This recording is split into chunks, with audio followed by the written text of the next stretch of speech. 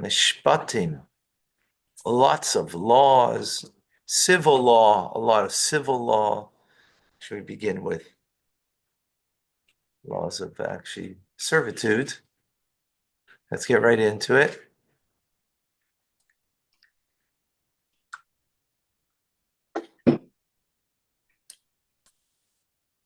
Okay. Chapter 21, verse 1. The Eila HaMishpatim, and these are the Mishpatim, the laws. These Asher Tasim Lifneim, that you should place before them. What do you mean these are the laws? And these are the laws. As if what? And those weren't? Yeah. There's an inference here, right? If you can let Liba. I'm not co-host yet. What? You made the note taker a co-host. I don't think they can do that. Yeah, I don't know what they can do.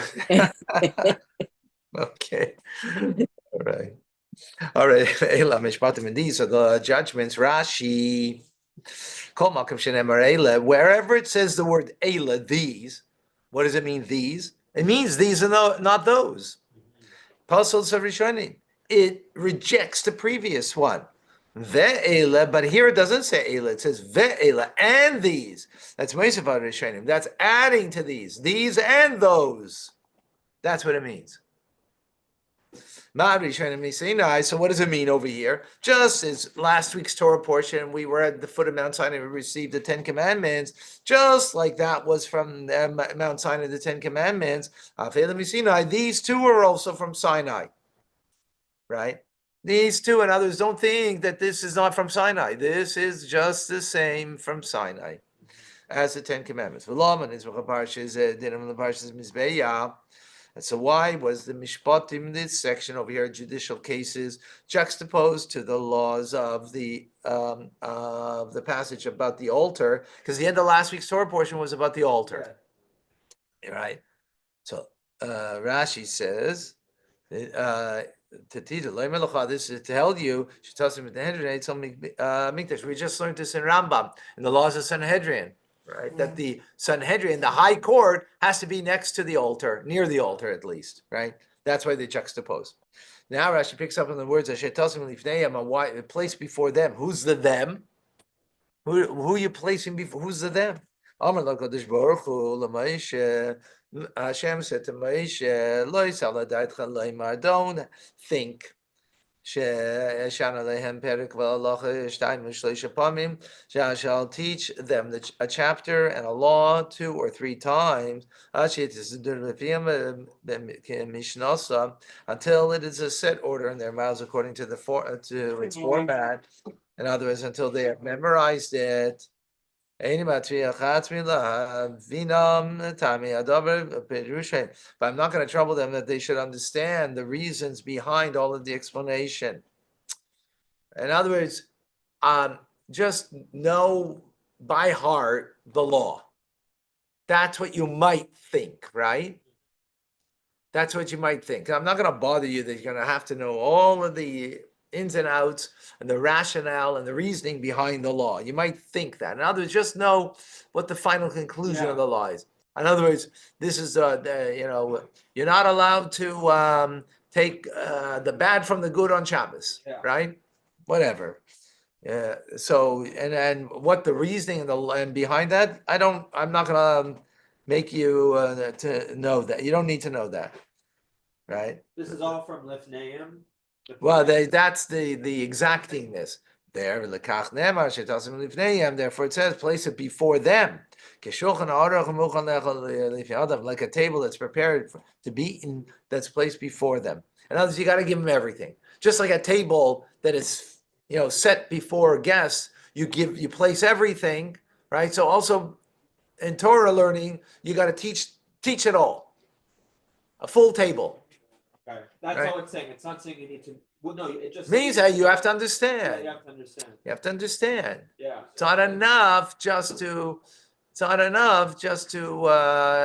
the final law. Okay. right? Yeah, you have to have everything. Now Rashi goes to the word tosim, place before them. Now he's saying lifneihem. What does it mean before? Who's the them here? Yeah. So in the previous one, the them was all the Jewish people.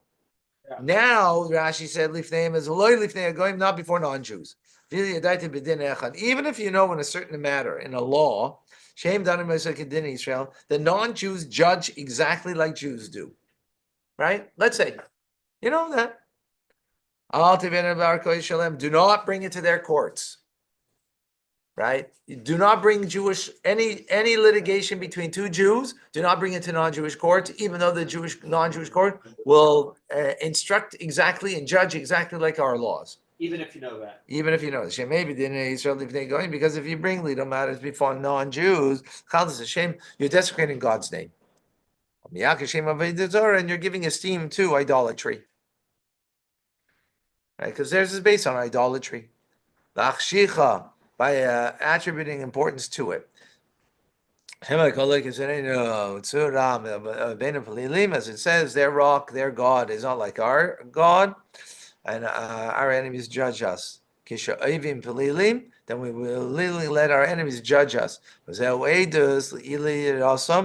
this is the testimony of superiority of their day. And being that in the end, theirs is based on their belief system, Yeah. which is idolatry for a Jew, right? So you're giving value to their idolatry by giving, because their judgments, their laws are based on their deities. Yeah. You're submitting yourself to them. Right. Even though the law might be the same. Yeah. No. That's what it says, lifneihem, before them. Right. Okay. Now we're going to go into the laws of servitude. Okay.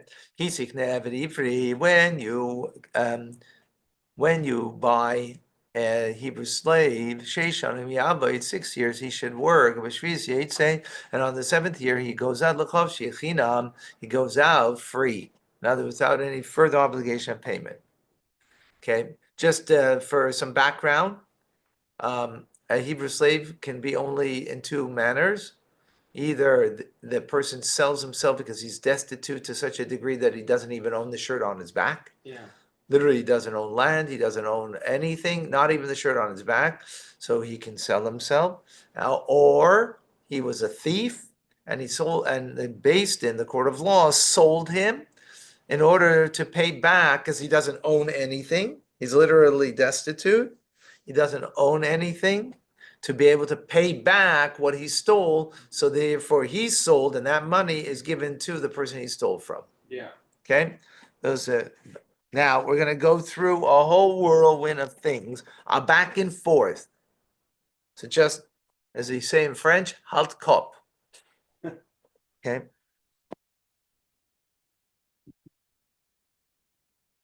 Okay. Kisik nebedi for Rashi in 2. When you buy Hebrew servant, what this means, Eved shehu ivri. Does this mean a servant who is a Hebrew? Or or maybe it doesn't mean that. Maybe it means only a slave that belongs to a Hebrew, right? Eved Kanani shalach kach Israel. It's a Canaanite slave, not a Hebrew slave, that was bought by an Israelite. And concerning the Canaanite slave, it says that he works for 6 years. So what does it mean there? That you shall bequeath them. So perhaps I can apply it to the one of them who brought it from a non-Jew. The slave. In other words, he's going through an argument over here. Okay. Yeah. What is the words mean here? Eved Ivri. Does it mean an Eved that is an Ivri, or does it mean an Eved that belongs to an Ivri that's a non-Jew? Yeah. But we have a non-Jew is bequeathed to the next generation. It doesn't go out at 6. Yeah. So maybe that's only. So maybe we'll make a distinction that if you bought it from a Jew, So then he'll go out at 6. You bought him from a non-Jew, so then you can bequeath him Then to the that- next yeah. generation, Yeah. right? In other words, he'll be an inheritance to the children and won't go out at Yeah. 6 after 6 years, right? Okay. We'll make Depending that on in. ownership. Right, Bil Koyach, I mean, it's not going to be that way. In the end, Okay. it's speaking about a Hebrew servant, right? A Okay. Jewish servant. That's Yeah. what the verse is speaking about. The Rashi is going through the argument, though. Okay. But a Canaanite slave who was bought from an Israelite would go out free at the end of 6 years. Talmud Lamar, but this will teach you otherwise. The Torah says, "Ki yimocher lecha achicha ivri, or yavriya ba'avadech v'sheish shanim." When your brother, the Hebrew man or the Hebrew woman, will be sold to you, he shall serve you for 6 years, and on 7th year he should go free. So we conclude from this verse that lo yamarti ela be'achicha, that it's not said. It's only says by him. Achicha, your brother, meaning a Hebrew slave, that he goes out at 6 years. Is it the word brother? Elsewhere. Oh, okay. Elsewhere it says, right, elsewhere. Right here it doesn't say that. Otherwise it wouldn't be a question over here. Yeah.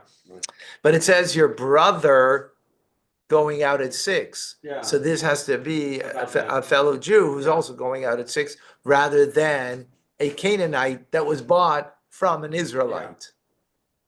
Right?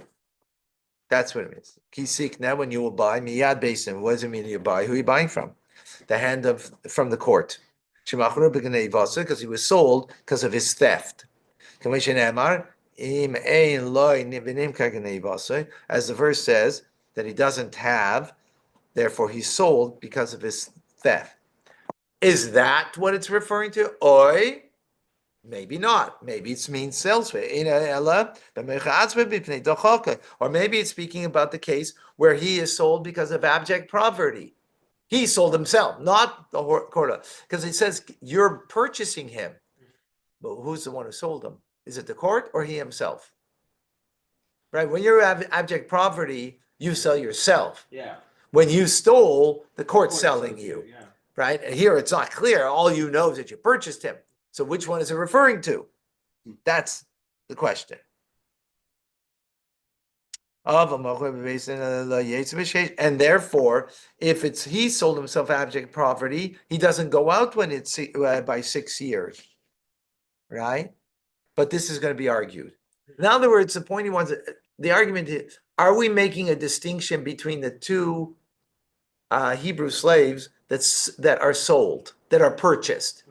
That's the question. Do we make a distinction or not? In other words, only the one who sold them, only one of them goes out at 6 years, right? Well, that's the question we're asking. That's the question, exactly. But when it says that your brother who's poverty stricken and he will be sold to you, that's speaking about someone who sold himself because of abject poverty. Remember, he doesn't even own the shirt on his back. Then what does it mean there? What does it mean in our verse then? That when you will buy, and it means that the court sold him. So, in other words, later, that's in Leviticus, not here, right? It will speak about when your brother who was abject poverty sells himself and he will be released at 6 years. So then what's this verse speaking about? When the court sold him and not he sold himself. That's the proof. Okay, got it? On the basis that it's discussing the other scenarios somewhere else. Then we know that this Exactly. one- Exactly. That's the point. Otherwise, it would be redundant. Exactly. The L'chav for freedom is announced synonymous with l'cheder is for freedom. Okay. Verse 3. In begapa yova, if he comes single, right? Yeah.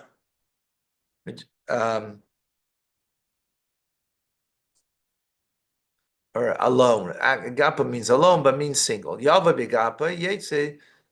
Yava begapa yetze. He goes out single.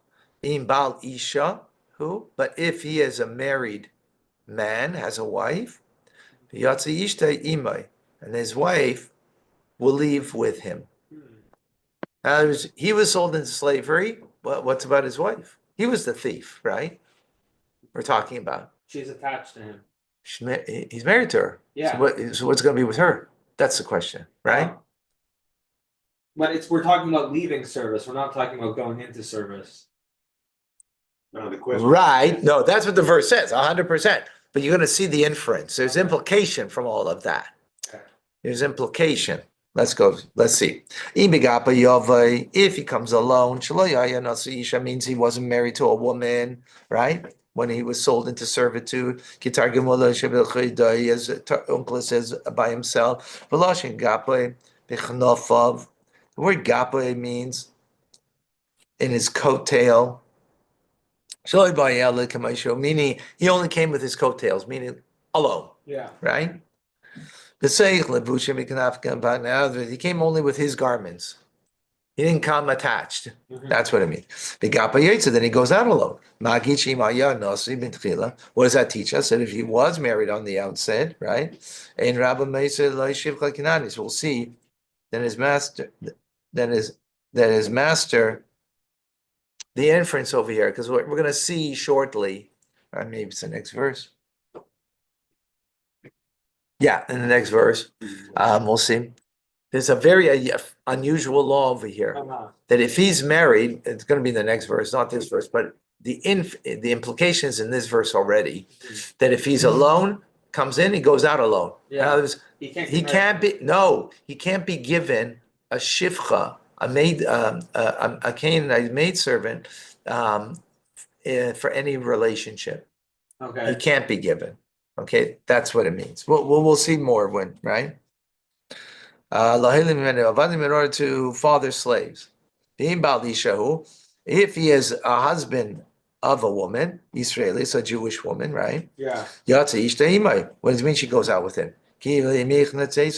Why does she have to go out that she entered? Like, where did she come into the picture? That she goes out with him. Yeah. I mean, that doesn't make sense to say even.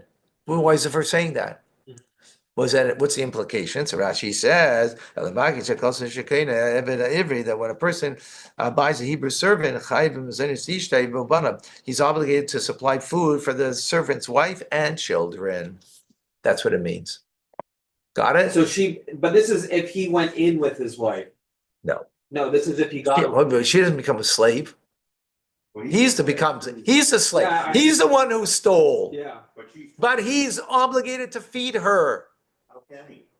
No, not the slave. Oh, The master. She's still free. Oh, because he goes in single and he leaves. No. He's married.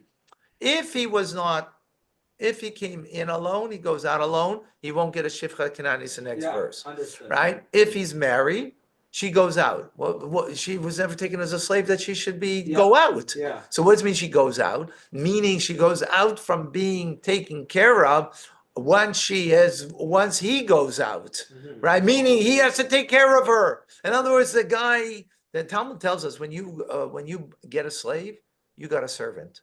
More than you got a slave, you got a servant.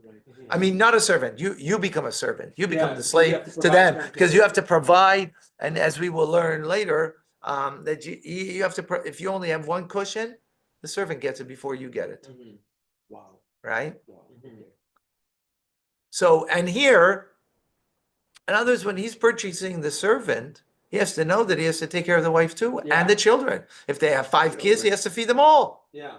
But she is never considered a slave. But she's not a slave. Yeah. Right. Verse 4. Interesting. Yeah. But then he still has to provide for her even though she's not a slave.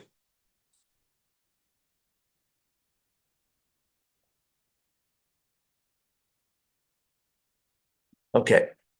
Im Adainav, now follow. Okay. Im Adainav, if his master Yitin Lo Isha gives him a wife, Yoldalai, and she will give birth to him, Banim Banis, boys or girls, Isha V'Yaladeha, the wife, V'Yaladeha, and her children, Ti'Aladeineha, will be to the master, and he will leave alone, meaning without them. So this is now, follow carefully, outside and then we'll learn inside. Talking about the married guy, Yeah, right? Remember, biblically, you can first of all be married to more than one wife, right? yeah. But this is a little unusual law because this is for a shifcha, Uh-huh. right? A Canaanite servant, right? This married guy, the master, if he chooses, can give him a second wife Mhm. in order that from those children who are not Jewish will be servants. Okay? That's what the verse is. You can't do that. He can do it, Yeah, exactly. but only to the married guy, not to the non-married. Okay, right? interesting. Yeah. I didn't know that you could marry a Canaanite. No, you can't. If you're a slave, you could. Okay. Oh, this is only a law for the slave. Hebrew slave Yeah. who's married, Already married. Yeah. married to a Jew, Jewish. Okay. Yeah. right? When they say Canaanite, does it mean? Non-Jew. Gentile. Okay. Yeah. Okay. Okay. Okay, let's see now inside Rashi. Now that you got it outside. If it's master, we'll give him a wife. But from here we learn that the master has the right. They assign him a Canaanite slave woman in order to father slaves. Or perhaps, maybe it doesn't mean that. Maybe it means an Israelite woman, right? Yeah. Because the verse just says to give her a wife. It doesn't say. It doesn't say what kind of wife, Yeah. right? Doesn't say that. So how do we know? Talmud Leimer. But the verse teaches us otherwise. How? Because the end of the verse says that the woman, right, and others that he gives her, the wife, and the children belong to the master. So that obviously is speaking of a Canaanite slave woman. Huh? The children belong to the master? Yeah. Yeah. Together with the mother and the children, Yeah. right? And because the Hebrew maidservant, she goes out after 6 years.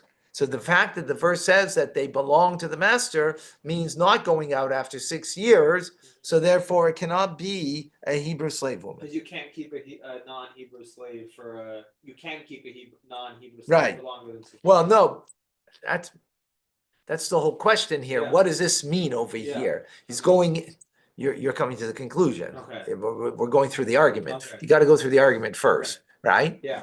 The argument is because we know elsewhere that the Hebrew slave woman, she goes out at 6. Yeah. So here it says though that they stay with the master. Yeah. So that Not six. right, and not Yeah. 6. So therefore, it can't be the Hebrew slave woman. Yeah. It has to be the Canaanite slave Yeah. woman that it's referring to. That's the The argument. That's the argument that he's making, right? I hope I'm clear on this. Yeah.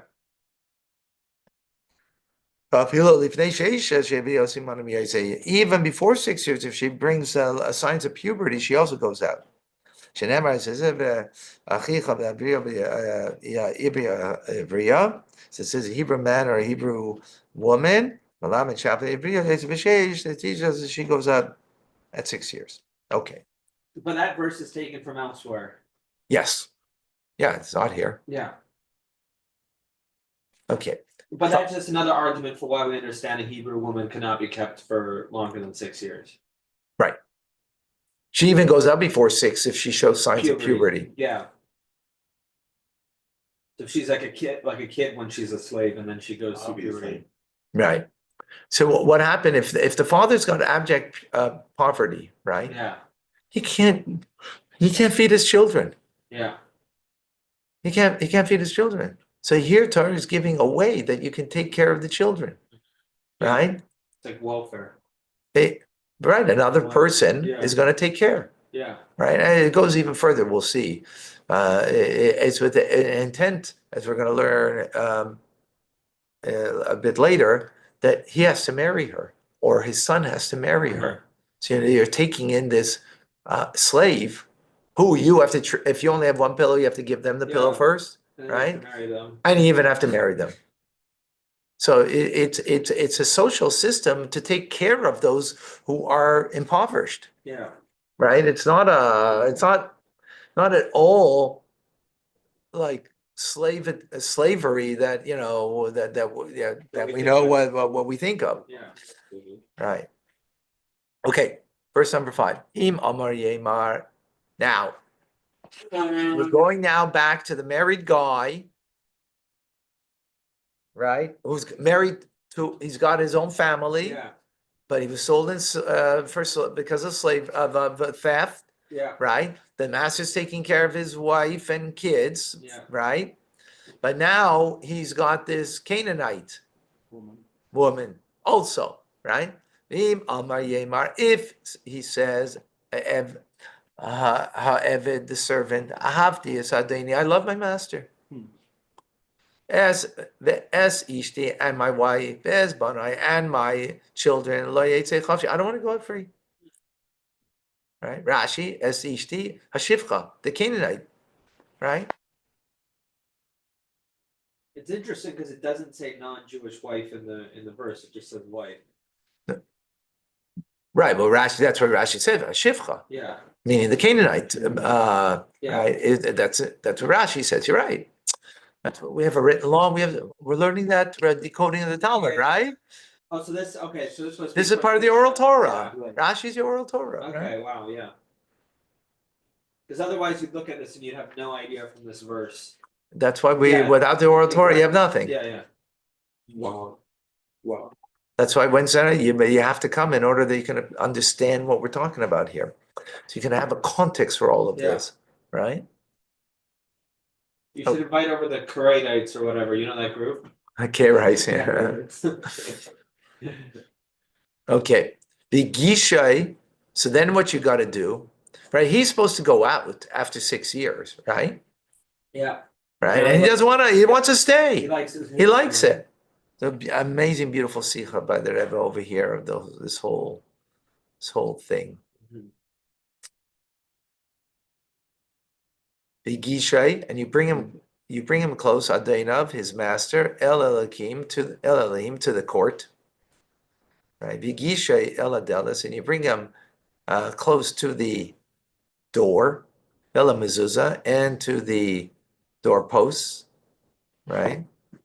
Viratza Adainav, and he will pierce the master es oznai, his ear, the martseya, with an awl, and he becomes a servant forever, but means the Jubilee years. We'll Yeah. see.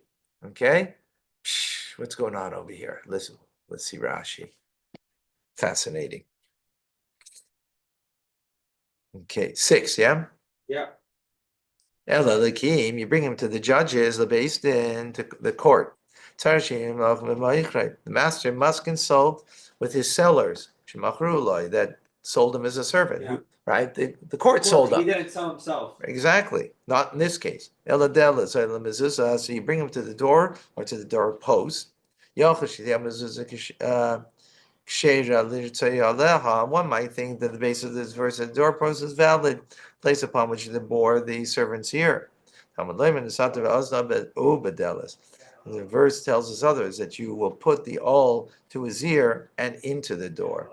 To the door, but not the doorpost. So then why does the Torah tell us or to the doorpost? He can tell us mezuzah, because it's bringing the two to make a hekish, means a similarity between them, to compare them, the door and the doorpost. Just the doorpost is standing upright. Avdel is mu'uma, also a door in which the boring is done, must be upright.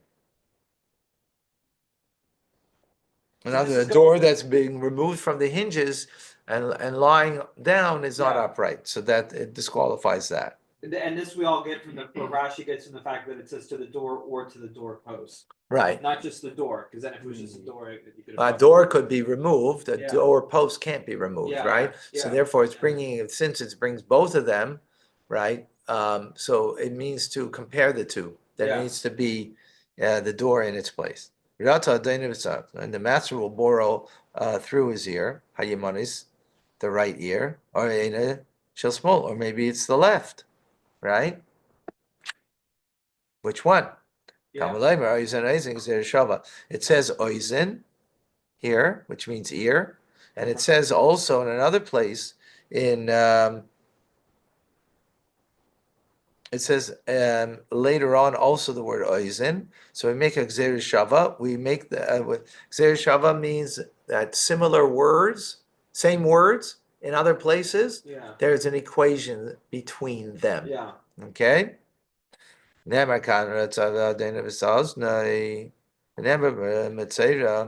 says by Metzera, someone has leprosy, right? There it says that you it's the right ear that he becomes the process of purification. There you're not boring and you're not putting an earring, Yeah.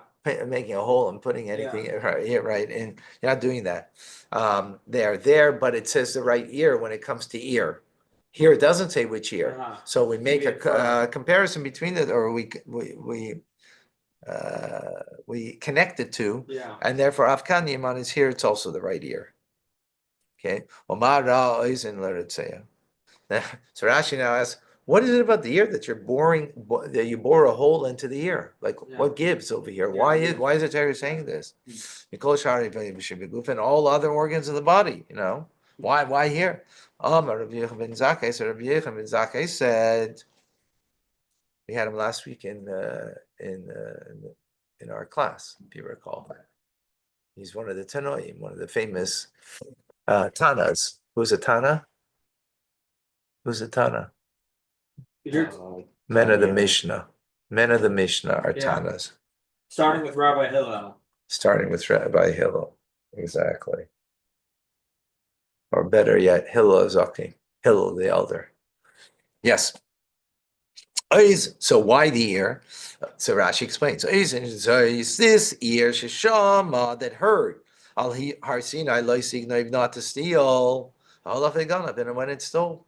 Tertzeya bore his ear. In other words, he obviously didn't listen well. God said at Mount Sinai, don't steal, and this guy stole. Right? Bore a hole in his ear. Right?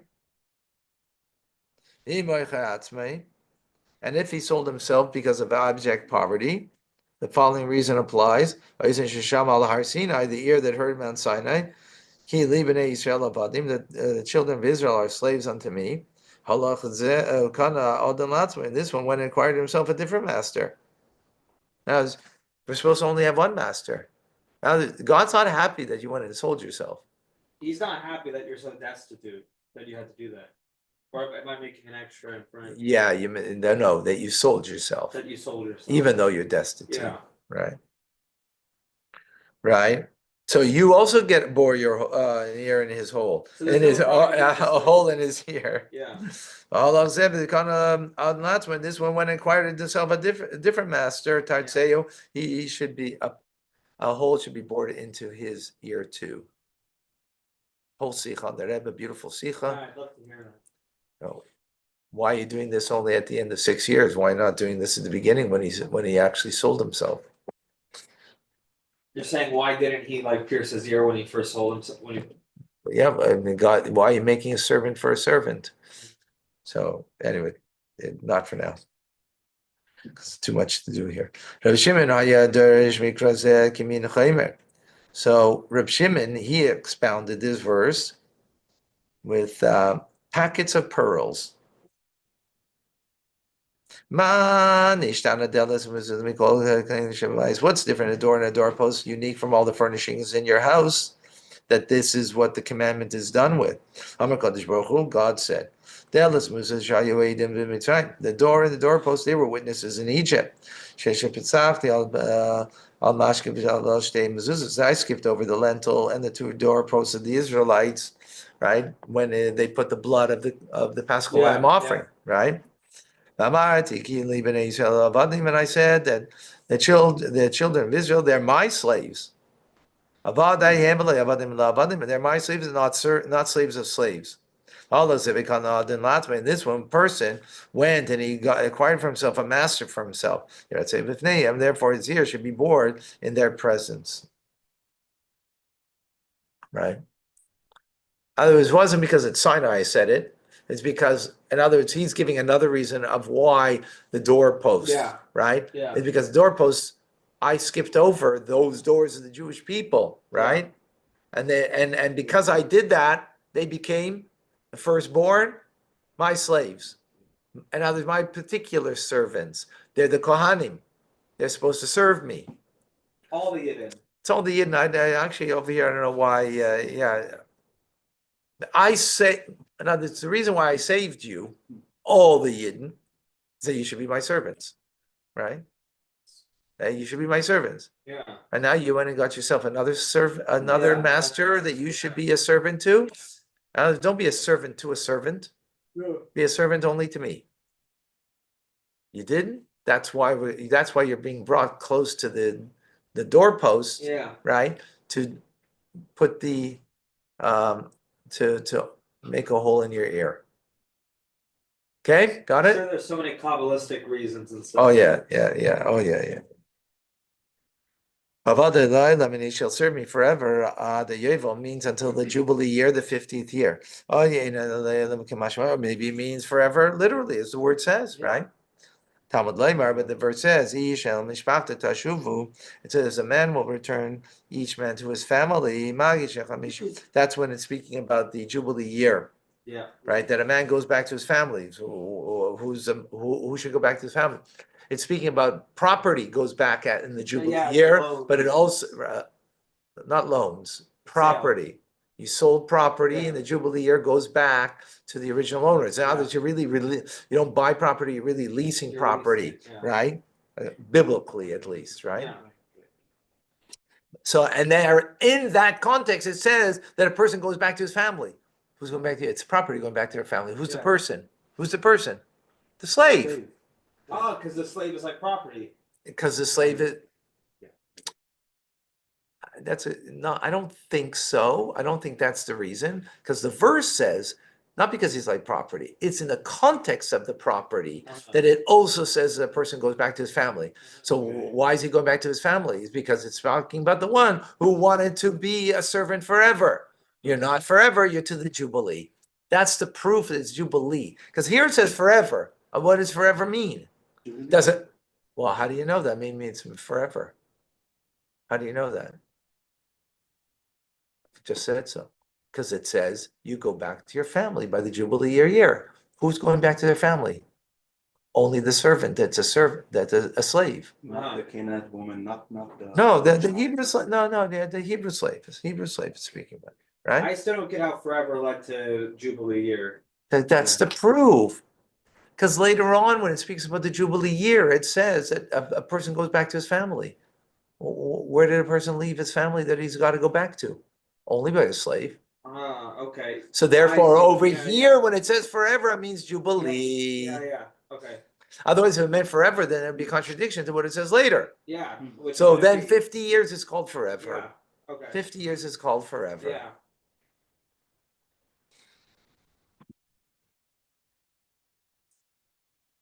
They do it even in the Arctic conditions. Okay, we're clear? Yes, Rabbi, thank you. So being some of whether it's close to the time of purchase, ben muflag, whether it's far away from the purchase. Either 50 years, a jubilee, not 50 years from when you were sold. When the jubilee years, the Yeah. jubilee year could have been, you In a could have year. been sold in the first year of the jubilee, and there's 49 years left, right? Yeah. Or you could have been sold in the 50th year, in the 48th year, and you only got 2 years to go, right? Either way, that's what it Very means. interesting. Yes. Okay. Getting a little taste of some Talmudic reasoning here. Okay. Now we go into a man who sells his daughter, right?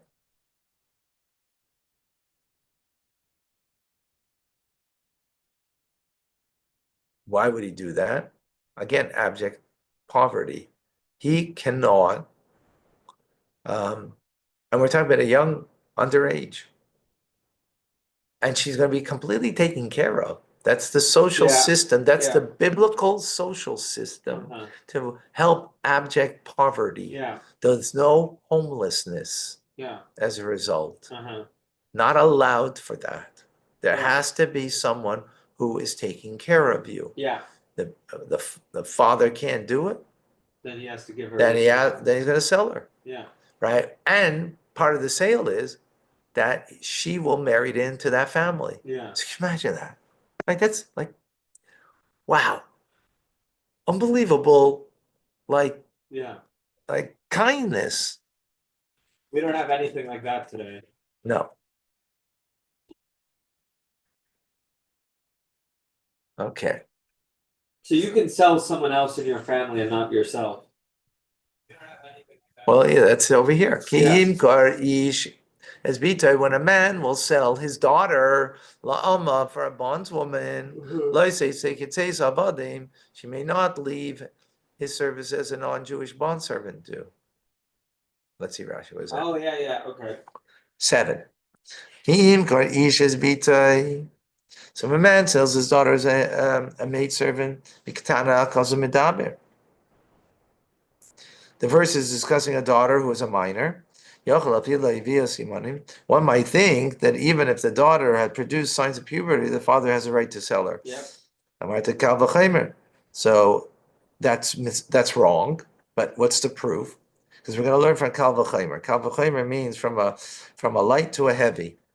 Well, let's see what it means. Ma mechura koydem lachein. Now, if she had been sold before the time of signs of puberty, and others as a minor, Yeah. she goes out of bondage when she has signs of puberty. As we will see in a few verses, that she goes out without any charge, there is no payment. We'll see in verse 11. And we interpret that means that she's going out because of signs of puberty. Right? With regard to a daughter who has not been sold before, who is not be sold before puberty, in addition, would it not be even more correct to say that she should not be sold after puberty? So if the girl. In other words, Yeah. if she goes out with signs of puberty, Yeah. right, and she's no longer a servant, Yeah. right, then all the more so she shouldn't be sold with signs of puberty. That's the yeah. kal v'chomer. Yeah. Okay. Therefore, we're talking about over here that she's a minor. Yeah. That's Before what it's saying, puberty. right? Yeah.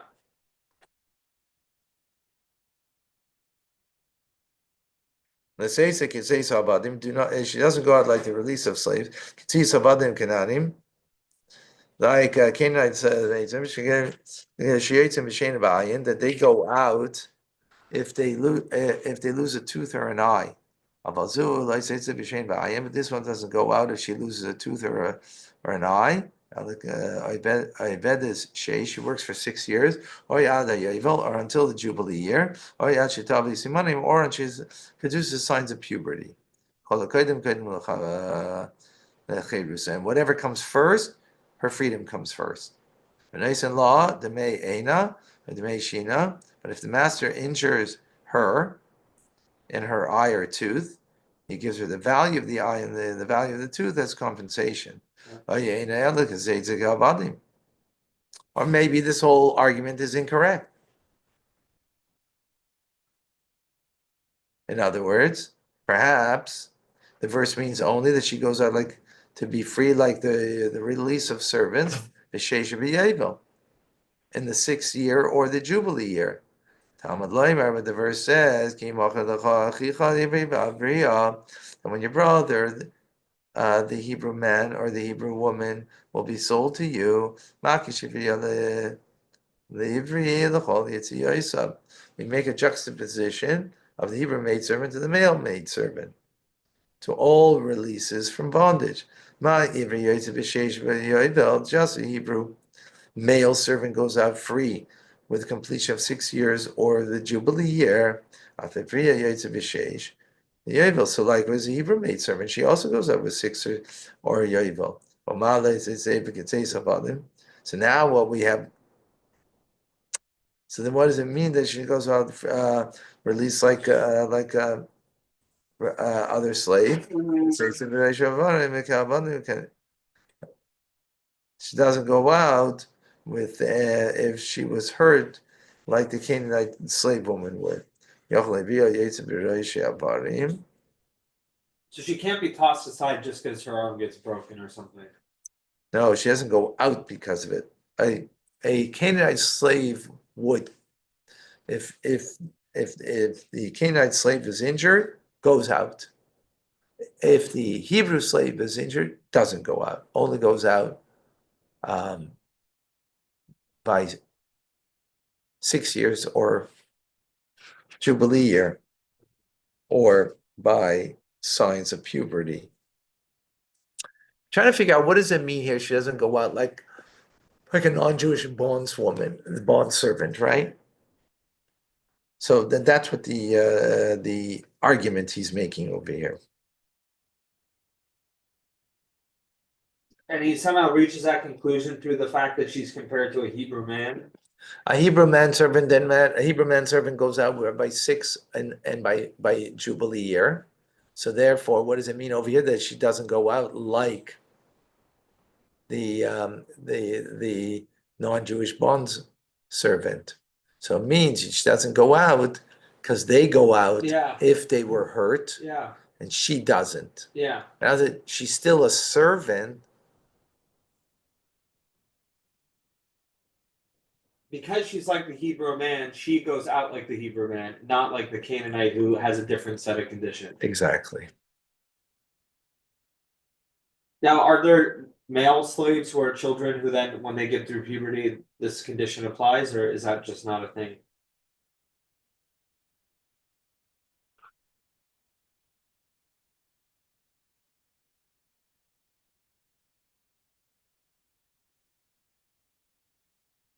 Let's go further and we'll see. Alright. We'll get a clearer idea. And are those bagels mezzanote? I think so. You have to look to see if they have two Okay. C's, but I think they are. Okay. And now remember we mentioned about that she is, the intent is that she marry within that family. She's a servant, but then she marries within the family, right? Whether to the master or the master's son. Okay? This verse, based on that. Abraham, here he comes, displeasing in the eyes of her master. Asher Loi, Yeda, she was designated to marry him. The Hefta,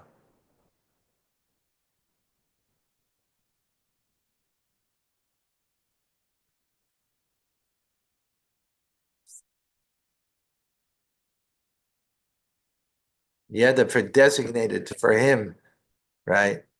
The Hefta means he has to be paid here. He has to redeem her. In other words, he doesn't want to marry her. He has to help to redeem her then. Even though that was the original plan. Lam nachri lo yimshol. He's not authorized to sell her to another master. The machra, to sell her. The big daba,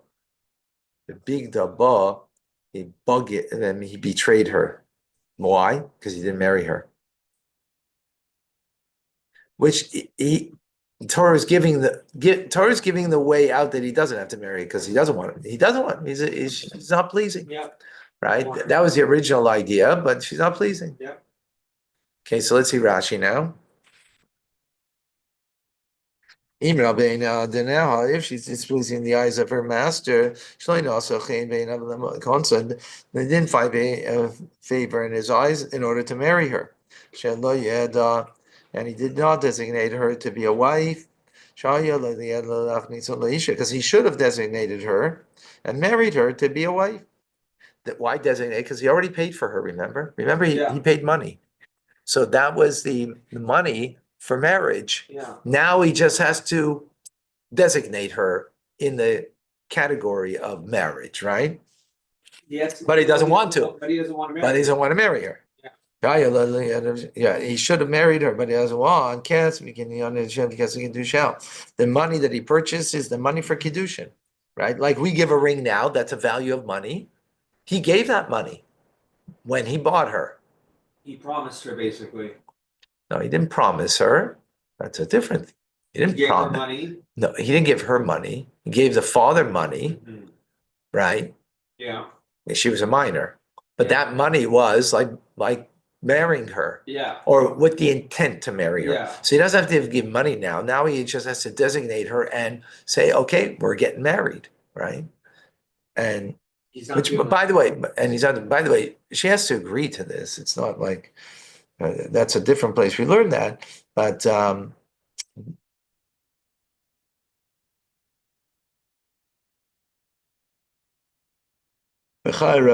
because if she was so here the verse is alluding to us that it's a mitzvah for her, for him to marry her. Yeah.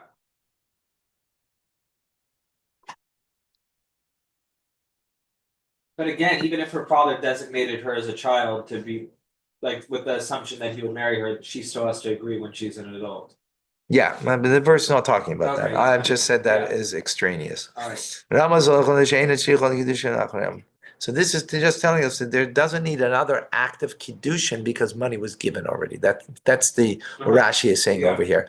That's what the term ye'eda means, designated, right? In other words, not giving something for the marriage. The But man has to give value. That's what we give a ring that yeah, has a value, right? That's right. Otherwise, if he doesn't give a ring, there's no marriage. There's no kiddushin, yeah, right? If he just makes a statement or they make a statement, then it wouldn't be, right? I mean, you can do with a contract, but that's different. Hefta, then he shall redeem her. Yitin welcome leave says he has to give her room that she should redeem herself to go free. After and the master should assist in her redemption fee. Mahu Malcolm Shanaisan, what does it mean? Gives her room to be redeemed. He deducts from the redemption fee. The Misra Hashanim should also isolate that the years that she had worked for him. Kilo, he Shvura Etzlai, Schura Etzlai, as if she was hired by him rather than purchased. Keita, what does that mean? Let's see. So Rashi is going to explain that. What does this mean over here? Let's say he bought her for 100 zuz, right? Bought her for 100. And she worked for him 2 years. And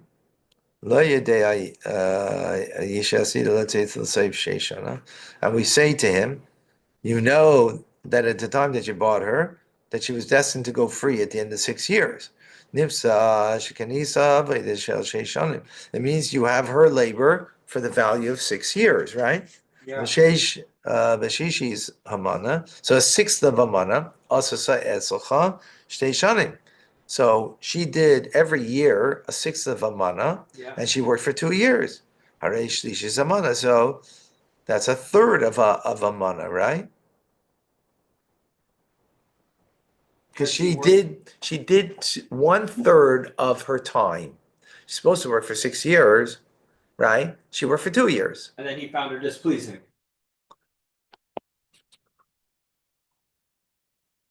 He knew he didn't want to marry her. Yeah. He doesn't want to marry her. Yeah. Right? Tel shtei shlishis mana. So the remaining 2/3 of mana as her redemption fee. Right? He should take that. And she should go free from you. So she was bought for 100. Yeah. He now is not going to marry her. Yeah. So when it's time for her to go, maybe maybe she became mature, Yeah. signs of puberty after 2 years, and he doesn't want to marry her. So, which is then a time that he could at least Free her. So then now he has to free her. How's he going to free her? Well, she worked 1/3 of the time, so we're going to take off 1/3 of the money, and she only owes 2/3 She owes 2/3. because she didn't finish her time, and he's not going to marry her. So he has to help with the redemption to reduce because of the 2 years that she worked for him. Got to reduce that from the amount that she needs redemption. Let's put it another way. Let's say the father won the lottery after 2 years. Yeah, He can now take the money and go back to the master and say, here is 2/3 of the money that is remaining. yeah, I want my daughter back. yeah, I have now the means to take care of her. yeah, It's just the preferred way, obviously, right? yeah, That, that she's in her family unit and the father's going to take care of her, right? yeah, I mean, together with the mother, but we're talking about the purchase over here, right? Got it? yeah, So now he doesn't want to marry her. She has 4 years left, so she should be redeemed for the 4 years. Take away 2 years of what she served, that she already that she worked. So take that off the account.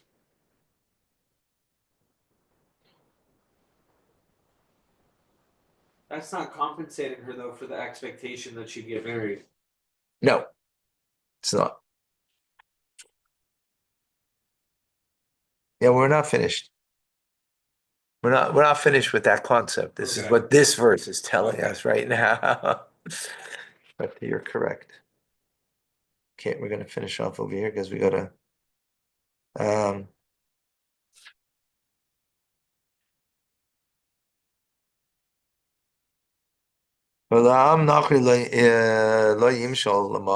shouldn't, you don't have authority to sell her to others. They can't sell her to others.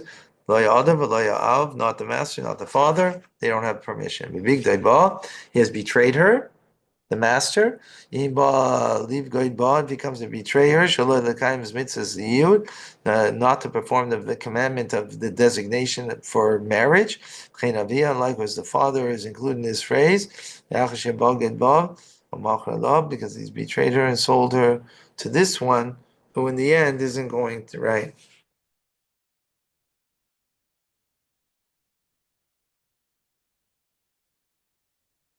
So the father betrayed because he didn't take care of her. The master betrayed because he didn't marry her. That's what the verse is saying. Okay. Unfortunately, we're going to stop here. I'd love to.